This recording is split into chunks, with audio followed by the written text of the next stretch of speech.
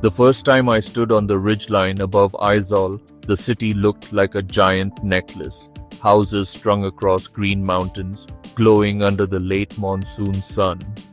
The air carried the smell of wet bamboo, sharp and sweet, mixed with wood smoke curling from kitchens below. But here's the paradox. I wasn't a tourist. I wasn't here on vacation. I had just quit my 9-to-5 job in a glassy office tower and moved my entire remote life to Mizoram. Imagine this as a late-night voice note I sent to a friend. Bro, you know that feeling when you leave a WhatsApp group you hated being in? That's exactly how I felt leaving corporate life. Relief, silence, but then terror, because I moved to Mizoram with just my laptop, a suitcase, and a Wi-Fi dongle. The contradiction hit me. A land known for traditional songs and hand-woven shawls was about to be the backdrop of my remote tech hustle. Disclaimer: this is not a romantic escape story. Some nights, the rain cuts power for 12 hours. I've filed deadlines by candlelight with my dongle balanced on a windowsill. That's the tax you pay. But the refund? Fireflies, hymns drifting through the hills, and bamboo groves singing in the wind. For me, that trade is worth it. My first real anchor here wasn't a place, it was a person. Meet Lalrinpui, a 52-year-old woman I met in the Luang Mual market.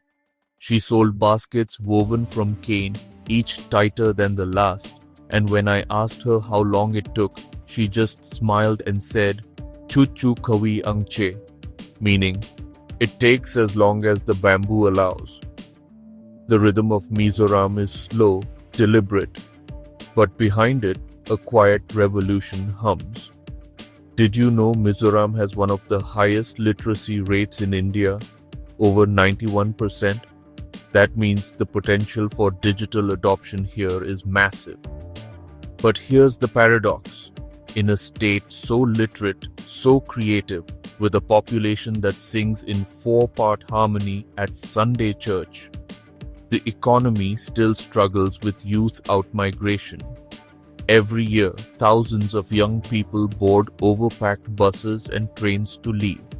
Some estimates say more than 10,000 youth move out annually, heading to Delhi, Bengaluru, or abroad for call center jobs, nursing shifts, or security guard work. Two sensory layers: the silence of hills after young people leave, and the buzz of buses filled with parents crying quietly as their children wave goodbye. It made me ask, what if the jobs didn't require them to leave at all? I met Roma, a 27-year-old who once worked in Gurgaon as a call center agent. He told me bluntly, "In Delhi, I was just another voice on the line. Here, I'm my mother's son." That hit hard.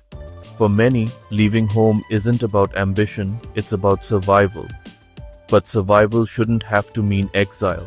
The pain point is clear. Without remote opportunities, Mizoram loses not just workers, but its cultural memory, its songs, its food, its storytelling. But rebellion always brews. Example 1. Hillpreneurs Mizoram, a grassroots collective teaching youth to sell crafts on Instagram and Etsy.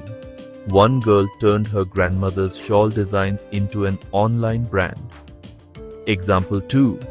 Zodreams Cafe in Aizawl, doubling as a co-working hub with strong coffee and stronger Wi-Fi, where freelancers gather with laptops beside traditional bamboo decor. Example 3. Callhawk Farmers Cooperative, experimenting with blockchain to track organic ginger exports to Europe. Example 4. Innovation Hub, Aizawl, a tech incubation space where young coders are building apps in Mizo and English, from e-learning platforms to local logistics solutions. Their motto? Code from the hills, sell to the world. Example 5. Edu Sprint Mizoram, a group of returnee youth who came back from Bengaluru and started an online tutoring platform. They recruit local graduates to teach global students in math, coding, and even traditional music. Example 6. Zonun Mavi Studio, a digital nomad couple from Mizoram who run a creative agency fully remote, doing video editing and brand design for clients in Singapore and Canada while sitting in Champhai with solar-powered laptops. Each of these is a thread in a larger weave, culture fused with digital opportunity. If you're wondering, how do I even start working remotely here? The tactic is surprisingly simple and deeply local. Option 1. Mizoram State E-Governance Society (MSEGS) provides digital infrastructure and IT training for rural youth. I met a boy named Samuel, 19, who learned basic coding here and now builds Shopify stores for clients abroad, earning more than his father's monthly salary from the farm. Option 2. Zostay, a homegrown booking platform for local homestays, perfect for digital nomads needing long-term affordable stays with Wi-Fi. A couple from Germany I met through Zostay ended up teaching video editing to Mizo teenagers in exchange for cooking lessons. Option 3. Mizoram Youth Commission Skill Portal, where courses in graphic design, coding, and digital marketing are free or subsidized. One graduate, Manoj, started freelancing on Fiverr, editing reels for influencers in Mumbai. He now makes in 1 month what he once made in 6. Option 4. Zo Traders Online, a Mizoram-specific e-commerce platform where artisans can list products without the hassle of big marketplaces. Lalrin Pui's niece used it to sell her first 50 shawls without stepping outside her village.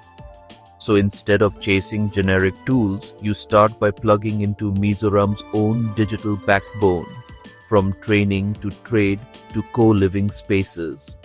Let me paint a real day here. Morning. I walk down Aizawl's narrow steps to Zo Dreams Cafe. The owner greets me with a smile and black coffee strong enough to wake the hills. Around me are laptops, power banks, and half-finished cups of tea. At one table, a girl is editing reels for a brand in Singapore. At another, a boy is designing a website for a Canadian NGO. In the afternoon, the rain hits, Wi-Fi crashes. My Zoom call freezes mid-sentence. Frustration rises. But then I switch to my backup dongle, balancing it on the cafe's balcony railing to catch a signal. That's the trade-off. Paradise always has fine print. In the evening, power is back.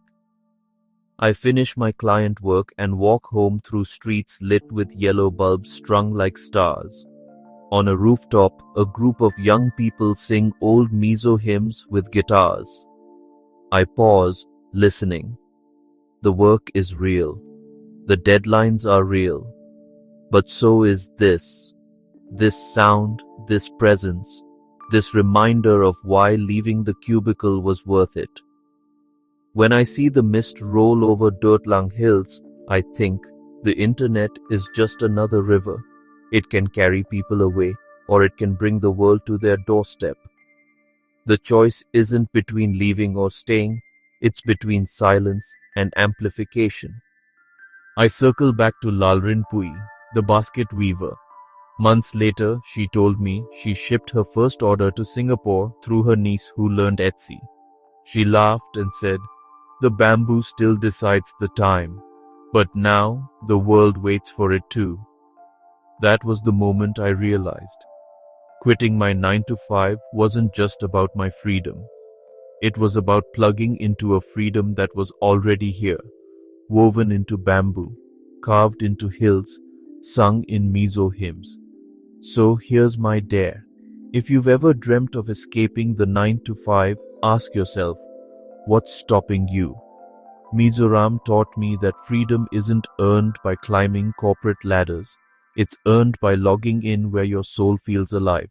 Smash that subscribe, hit like, drop a comment about where you would escape to, and share this video with a friend stuck in a cubicle. Let's build a digital tribe bigger than any border.